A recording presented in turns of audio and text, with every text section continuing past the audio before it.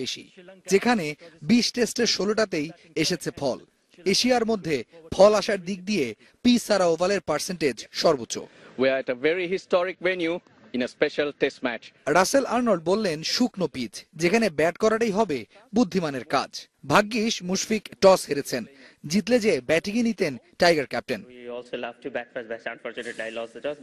প্রথম সেশনটা মনে করিয়ে দিল 2005 সালের কথা। এই পি সারা ওভালেই জয়সূরিয়া, আত্তাপাতু, সাঙ্গা ও জয়বর্ধনের উইকেট 4টি 48 রানে তুলে নিয়েছিল বাংলাদেশ। সে আধিপত্যের নেতৃত্বে ছিলেন শাহাদাত ও সৈয়দ রাসেল।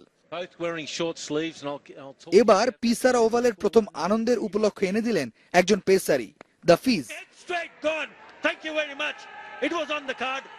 প্রথম সেশনের শেষটাতেও পেসারের উল্লাস, লাঞ্চের আগে শেষ আঘাত সুভাশিসের। আর প্রথম সেশনের মাঝে স্পিনাররা পাগল বানিয়েছেন লঙ্কান টপ অর্ডারদের, বিশেষ করে মেহেদী মিরাজ।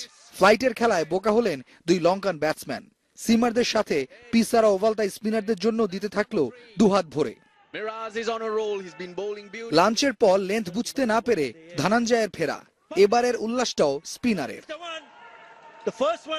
মিরাজের পর তাইজুল, সাকিবই বা বাদ যাবেন কেন? তাতে অবশ্য সাকিবের চেয়ে ডিকওয়েলের আফসোসটাই বেশি। দিনের শেষ উইকেটটা মুস্তাফিজের। মিরাজ সাকিবের বলে বারবার পরাস্ত হয়েছেন স্বাগতিক ব্যাটসম্যানরা।